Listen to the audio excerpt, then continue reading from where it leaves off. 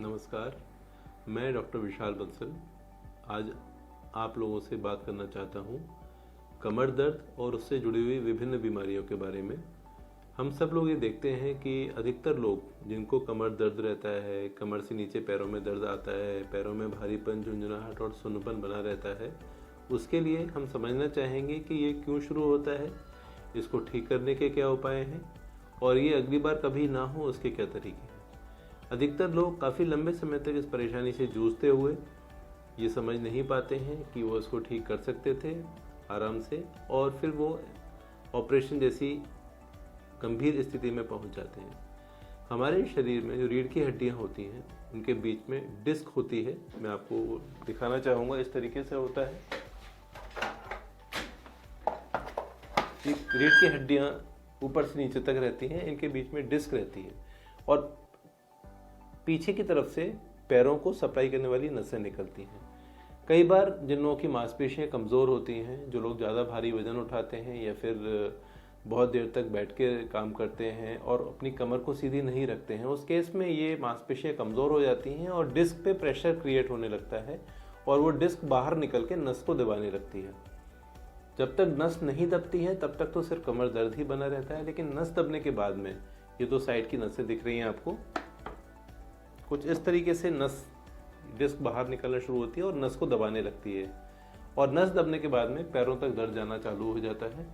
जब ये दर्द पैरों तक जाता है तो मरीज को भारीपन, झुंझुनाहट और सुन्नपन पैरों में बनता है। थोड़ी देर भी जब वो चलता है तो उसके पैरों में भारीपन आता है, दर्द बन जाता है, जिसके कारण से उसको बैठना पड़ता है और थोड़ी देर बैठने से दर्द में आराम पड़ता है। इस बीमारी का जो बेसिक प्रकार है वो है PIVD, जिसको हम स्लिप डिस्क भी कहते हैं, और जब ये स्लिप डिस्क होके नस को दबाने लगती है तो उसको हम शियाटिक रेडिकुलोपैथी कहते हैं। रेडिकुलोपैथी का जो पेन होता है दो तरीके से होता है। या तो मरीज जब बहुत देर बैठ के उठता है तो उसको पैरों में भारीपन और झुंझुनाहट होती है, वो मेनली स्लिप डिस्क के कारण होता है। और अगर मरीज को चलने के बाद में पैरों में भारीपन आने लगता है, खड़े रहने पर भारीपन आता है और बैठ के उठने में कोई दिक्कत नहीं होती है, तो ये लंबर कैनाल स्टेनोसिस मतलब कि मुख्य स्पाइनल कॉर्ड के दबाव के कारण होता है। इन दोनों ही परिस्थितियों में मरीज अगर शुरुआत अवस्था में ही ट्रीटमेंट ले लेंगे तो उनकी बीमारी उस स्टेज तक पहुंचने से बच सकती है जिसमें कि हमें ऑपरेशन करना पड़ता है। तो मैं आपको ये बताना चाहता हूँ किस प्रकार से हम लोग इसको ठीक करते हैं। तो जब मांसपेशी कमज़ोर होने लगती है और डिस्क पे प्रेशर आने लगता है, ये नस जब बाहर निकलने लगती है, नस दबने लगती है, अगर इस समय मरीज हमारे पास में इस अवस्था में आता है तो हम मरीज को कुछ मुख्य प्रकार की कसरतें बताते हैं जो कि लंबर कैनाल स्टेनोसिस में और स्लिप डिस्क में अलग अलग प्रकार की होती हैं। और उन कसरतों को मरीज सुचारू पूर्वक कर सके उसके लिए हमें पूरी तरीके से दर्द खत्म करना होता है कमर का, और जो डिस्क बाहर निकल के नस को दबा रही है उस पर आने वाला प्रेशर खत्म करना होता है। इस प्रेशर को खत्म करने के लिए हमारे पास में एक बड़ा इनोवेटिव और यूनिक जो हम लोग मेथड पिछले 10 साल से यूज़ कर रहे हैं उसे बोलते हैं एपिड्यूरल स्टेरॉयड इंजेक्शन।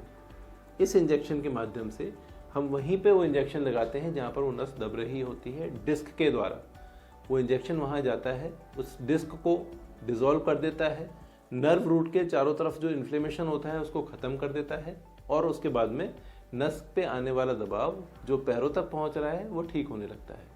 जब 3 या 4 लेवल पे डिस्क निकल के नस को दबा रही होती है तो हम लोग कॉर्डल एपिड्यूरल स्टेरॉयड इंजेक्शन लगाते हैं जो कि रीढ़ की हड्डी के निचले सिरे में टेल बोन के ऊपर से लगता है। और अगर एक ही लेवल पे नस दब रही होती है तो हम रीढ़ की हड्डी में उसी जगह लगाते हैं जहाँ पे नस दब रही होती है। इस इंजेक्शन के बाद में मरीज को दर्द में काफ़ी हद तक आराम पड़ जाता है और उसके बाद में मरीज जब कसरत करता है डेली सुबह शाम, मांसपेशियों को मजबूत करने की दवाइयों पे, दर्द की दवाइयों पे उसकी निर्भरता लगभग खत्म हो जाती है। और एक बार जब मसल्स स्ट्रॉन्ग होना चालू होती हैं तो एक नेगेटिव प्रेशर क्रिएट करती हैं जिससे कि डिस्क जो बाहर निकल रही थी वो अपनी जगह वापस आ जाती है। पिछले 10 सालों में इस पद्धति से हजारों मरीज ठीक हो चुके हैं और उन लोगों को, हजारों में से करीब सैकड़ों मरीजों को एडवाइस किया गया था ऑपरेशन के लिए, वो सारे मरीज ठीक हो चुके हैं इस बीमारी से। तो 3 तरीके से हमको इस चीज़ को एड्रेस करना है। पहले जो मसल्स जाम है उनको रिलैक्स करना है, हमें जो नस पे दबाव पड़ रहा है उसको ख़त्म करना है और फिर हमको मांसपेशियों को मजबूत करना है। इसे ही हम एक कंप्लीट रिवर्सल बोलेंगे बीमारी का। सिर्फ दर्द में आराम देना किसी भी हड्डी की बीमारी में उपाय नहीं होता।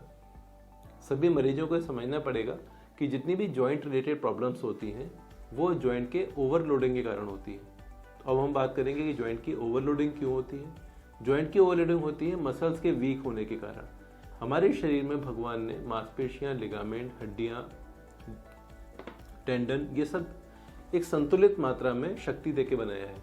इसमें से अगर मसल्स समय के साथ वीक होती हैं आपके इम्प्रॉपर पोस्चर के कारण, या फिर आपके गलत तरीके से एक्सरसाइज करने के कारण, या फिर आपकी किसी और वीकनेस के कारण, जैसे डायबिटीज़ में या थायराइड में मस्कुलर वीकनेस हो जाती है, तो वो मसल्स वीक होने लगती हैं।